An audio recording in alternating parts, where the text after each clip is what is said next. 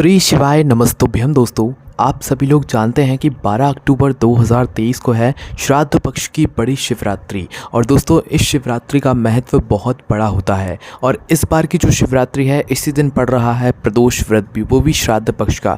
इसीलिए दोस्तों इस दिन की महत्वता बहुत ज़्यादा बढ़ जाती है, क्योंकि श्राद्ध पक्ष की शिवरात्रि और श्राद्ध पक्ष का प्रदोष व्रत दोनों ही भगवान शिव जी को बहुत ही प्रिय हैं। ये दोनों ही दिन एक ही दिन में पड़ रहे हैं, इसीलिए 12 अक्टूबर 2023 दिन की महत्वता बहुत ज़्यादा बढ़ जाती है। और इस दिन अगर आप लोग कुछ छोटे से विशेष उपाय करते हैं तो भगवान शिव आपको वो सब प्रदान करेंगे जिसकी आपने कभी कल्पना भी नहीं करी होगी। इसीलिए दोस्तों उपायों को पूरा सुनना समझना उसके बाद ही करना। खुद पंडित जी ने इस उपायों को अपनी कथाओं में पहले बता दिया है, ठीक है। तो चलिए दोस्तों सबसे पहले उपाय के बारे में बात करते हैं जो कि आपको इस श्राद्ध पक्ष की शिवरात्रि के दिन ज़रूर करना है। दोस्तों सबसे पहला और सबसे बड़ा उपाय जो है वो सफ़ेद फूल का उपाय है। देखिए विशेष रूप से सफ़ेद फूल का यह उपाय उन माताओं बहनों के लिए बहुत ज़्यादा यहाँ पर विशेष है जिनको संतान का सुख नहीं है, ठीक है, या जिनकी कोई ऐसी मनोकामना है जो कि लंबे समय से पूर्ण नहीं हुई है, वो लोग भी इस वाले उपाय को कर सकते हैं। और दूसरे नंबर पर जो संतान का सुख जिन माताओं बहनों को नहीं मिल पा रहा है वो माताएं बहनें इस विशेष उपाय को इस दिन ज़रूर करें, उनको संतान का सुख मिल जाएगा। तो इस उपाय में क्या करना है, सबसे पहली चीज़ प्रातःकाल सुबह सुबह जो है आप लोगों को 1 लोटा जल भरना है, ठीक है। शुद्ध होकर स्नान करके शुद्ध वस्त्र पहनकर ये वाला उपाय कीजिएगा। तो 1 लोटा आपको सबसे पहले जल भरना है। उस 1 लोटे जल के अंदर आपको डालना है 2 बूंद गंगा जल की। किसकी? गंगा जल की, है ना। 2 बूंद डाल लिया आप लोगों ने। अब अपने साथ में आपको सफ़ेद फूल रखना है। देखो सफ़ेद फूल एक चांदनी का सफ़ेद फूल आता है, आप लोग जानते होंगे, जो भगवान शिव जी को बहुत प्रिय होता है। अगर हो सके तो भाई मात्र 1 फूल अगर आपको वो मिल जाए तो भाई वो फूल आप लोग अपने साथ रख लेना। आसानी से मिल जाता है, आप कहीं से भी किसी के यहाँ से तोड़ कर भी ला सकते हैं, ठीक है। तो आपको एक सफ़ेद फूल लेना है और 1 लोटा जल जिसके अंदर आपने 2 बूंद गंगा जल की डाली हुई हो, ठीक है। अब ये उपाय वो भी करे जिसको अपनी मनोकामना पूर्ण करवानी है और संतान सुख के लिए भी माताएं बहनें ये वाला उपाय ज़रूर करें, ठीक है। भगवान शिव जी के पहले मंदिर पहुँचे। मंदिर पहुँचने के बाद आप शिव जी पर 1 लोटा जल चढ़ाएं। धीरे धीरे करके एक धारा से भगवान से प्रार्थना करते हुए 1 लोटा आपने जल चढ़ाया। उसके बाद में जो आपका एक सफ़ेद फूल है ना, इस सफ़ेद फूल को आपको मात्र करना क्या है, भगवान शिव जी की शिवलिंग के ऊपर, अगर आप इस उपाय को अपनी मनोकामना के लिए कर रहे हैं तो अपनी मनोकामना को मन ही मन करते हुए इस सफ़ेद फूल को भगवान शिव जी पर चढ़ा दीजिए, शिवलिंग पर चढ़ा दीजिए। खिला हुआ भाग सामने की तरफ होना चाहिए, इस बात का ध्यान रखना है। अगर आप कोई माताएं बहनें इस उपाय कर रही हैं संतान के सुख के लिए तो वो इस फूल को चढ़ाते समय अपनी संतान की प्राप्ति के लिए भगवान से आशीर्वाद ले लें, ठीक है, और वहाँ पर धूप देकर अपने घर वापस आ जाएँ। ये इतना सा उपाय है, पर दोस्तों इस उपाय का जो आपको फल मिलेगा ना, वो आपको खुद भी विश्वास नहीं होगा कि हमने इतना छोटा सा उपाय किया और हमें इतने जल्दी फल मिल गया। इसीलिए दोस्तों सफ़ेद फूल वाला ये उपाय इस श्राद्ध पक्ष की बड़ी शिवरात्रि के दिन ज़रूर कीजिएगा। चलिए दोस्तों बात करते हैं दूसरे उपाय के बारे में जो कि आपको श्राद्ध पक्ष की शिवरात्रि के दिन ज़रूर करना चाहिए, जो कि है दोस्तों यहाँ पर आपकी मनोकामना पूर्ति का ही उपाय। और इस उपाय में क्या करना होता है, आपको 1 काली मिर्ची और 7 काली तिल के दाने लेने होते हैं। कितनी? 1 काली मिर्ची और 7 काली तिल के दाने गिनकर लेने होते हैं ये, और इन दोनों को लेकर मात्र भगवान शिव जी के मंदिर जाना होता है। ये उपाय आपकी किसी भी प्रकार की जो मनोकामना होती है उसको पूर्ण करने में काम आता है ना। तो मात्र आपको करना यह है कि जब आपकी भगवान शिव जी की पूजन हो जाए, प्रातःकाल सुबह सुबह आप जल लेकर जाएं, जो लेकर जाएं, आपकी पूजन हो गई, उसके बाद में अपने हाथ में ही सीधे हाथ की हथेली में 1 काली मिर्ची और 7 काली तिल के दाने एक साथ रख लेना और उसके बाद इन्हें भगवान शिव जी पर आप समर्पित कर देना अपनी मनोकामना को करते हुए। किसको करते हुए? अपनी मनोकामना को करते हुए। आपकी वह मनोकामना निश्चित ही बहुत जल्दी पूर्ण हो जाएगी, एक बार ज़रूर करके देखिएगा। उसके बाद में दोस्तों बात करते हैं 108 चावल के दाने वाला उपाय के बारे में, जो कि आप लोगों को इस श्राद्ध पक्ष की बड़ी शिवरात्रि के दिन विशेष रूप से करना ही करना है, क्योंकि प्रदोष का व्रत भी है और शिवरात्रि भी है। तो 108 चावल के दाने के उपाय में क्या करना है आप लोगों को, वो आप ध्यान से सुनो।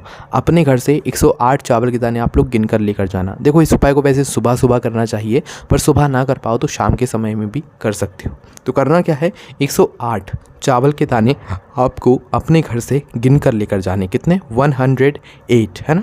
108 चावल के दाने आप अपने घर से गिन कर लेकर गए, भगवान शिव जी के मंदिर पहुँचे।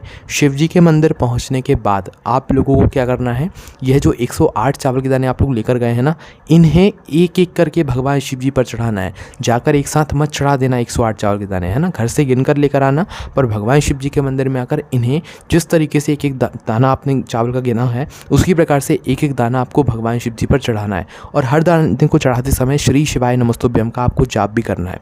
और दाना चढ़ाने के बाद जाप करके भगवान से आप प्रार्थना कर लेना। आखिरी वाला जो 108वां चावल का दाना होगा ना, उस समय मंत्र बोल के श्री शिवाय नमस्तुभ्यम बोल के अपनी मनोकामना उस समय बोल देना। आपकी मनोकामना ज़रूर पूर्ण हो जाएगी इस 108 चावल के दाने वाले उपाय से, है ना। तो ज़रूर करके देखिएगा। उसके बाद में दोस्तों बात करते हैं अगले विशेष उपाय के बारे में, जो कि आप लोगों को श्राद्ध पक्ष की शिवरात्रि के दिन यहाँ पर विशेष रूप से करना है, जो कि है हमारा 5 बेलपत्री वाला उपाय। अब दोस्तों इस उपाय को किसको करना है, क्यों करना है, वो आप लोग पहले सुन लीजिए। अगर आपका खुद का घर नहीं है, खुद का मकान नहीं है, खुद की प्रॉपर्टी नहीं है, आप दूसरे के यहाँ पर जाकर काम करते हैं और आपको ऐसा लगता है कि यार भगवान हमें ऐसा आशीर्वाद दे दे कि आपके पास खुद की सभी चीज़ें हो जाएं, खुद की प्रॉपर्टी आ जाए, तो इस चीज़ के लिए यह वाला उपाय आपको करना चाहिए, वो भी श्राद्ध पक्ष की इस मासिक शिवरात्रि के दिन। आपको ज़रूर फल मिलेगा। आपकी खुद की प्रॉपर्टी होगी, खुद की गाड़ी होगी, खुद का घोड़ा होगा, सब कुछ खुद का होगा, ठीक है। अब उपाय में क्या करना है वो आप लोग ध्यान सुनो। ये उपाय थोड़ा सा मतलब समझने वाला है, इसलिए समझ कर ही इस उपाय करना अगर आप इस उपाय को करने वाले हो तो सबसे पहली चीज़ 5 बेलपत्री इस उपाय में प्रयोग होगी। 5 बेलपत्री आप लेकर जाना प्रातःकाल सुबह सुबह भगवान शिव जी के मंदिर में। अपने साथ में 1 लोटा जल, जो भी पूजन अर्चना की सामग्री लेकर जाना चाहो वो लेकर जा सकते हो। पहले पूजन अर्चना कर लेना, उसके बाद में अपनी 5 बेलपत्री वाला उपाय करना है ना। तो 5 बेलपत्री हैं, मतलब सीधी सी बात है कि 5 स्थानों पर हमें इन बेलपत्री को चढ़ाना है, पर वो 5 स्थान कौन कौन से हैं वो हमें यहाँ पर समझने वाली बात है। देखिए सबसे पहली बेलपत्र आप निकालिएगा और सबसे पहली बेलपत्र माता अशोक सुंदरी जी वाला जो स्थान होता है शिवलिंग के ऊपर, जलाधारी के ऊपर, बिल्कुल जलाधारी के बिल्कुल बीचों बीच में, वो माता अशोक सुंदरी जी वाले स्थान पर अपनी पहली बेलपत्र को समर्पित करना। डंडी का मुख जलाधारी की तरफ होना चाहिए जहाँ से जल बहता जाता है और नीचे गिरता है। यह पहली बेलपत्र है, ठीक है। पहली बेलपत्र आपने माता अशोक सुंदरी जी वाले स्थान पर चढ़ा दी। अब दूसरी बेलपत्र आप लोग निकालेंगे, जो कि आप लोग कहाँ पर चढ़ाएंगे, माता जगदम्बा जी के, माता पार्वती जी के हस्तकमल पर। अब माता पार्वती जी का हस्तकमल कहाँ पर होता है, जो शिवलिंग का कटी भाग होता है, और उसी के पास में आप लोगों को कहीं पर ये बेलपत्र को समर्पित करना है। बस ध्यान दीजिएगा कि जो बेलपत्र की साइड की 2 पत्तियां हैं, इन दोनों पत्तियों को आपको शिवलिंग के बिल्कुल बीचों बीच में करके जो है इस दूसरी वाली बेलपत्र को समर्पित करना है माता जगदम्बा जी के हस्तकमल पर। 2 बेलपत्र हो गई। तीसरी बेलपत्र को आपको समर्पित करना है भगवान शिव जी की शिवलिंग के ऊपर। जब इस भगवान शिव जी की शिवलिंग के ऊपर तीसरी बेलपत्र को समर्पित करोगे तो डंडी का मुख अपनी विपरीत दिशा में रखना, अपने सामने की तरफ जो दिशा होगी उसकी तरफ रखना। तीसरी बेलपत्र हो गई। चौथी बेलपत्र आप कहाँ पर समर्पित करोगे, जब आप शिव जी पर जल चढ़ाते हो तो जल बहता हुआ जलाधारी से नीचे ज़मीन पर गिर जाता है और ज़मीन से जो जल है वो एक रास्ते के ज़रिए बहकर जाता है, ठीक है। तो उस रास्ते के ऊपर, उस रास्ते के जल के ऊपर जो शिव जी पर से चढ़ा हुआ जल आता है और बहता हुआ जाता है, उस ज़मीन पर, उस जल पर आपको चौथी बेलपत्र को समर्पित करना है।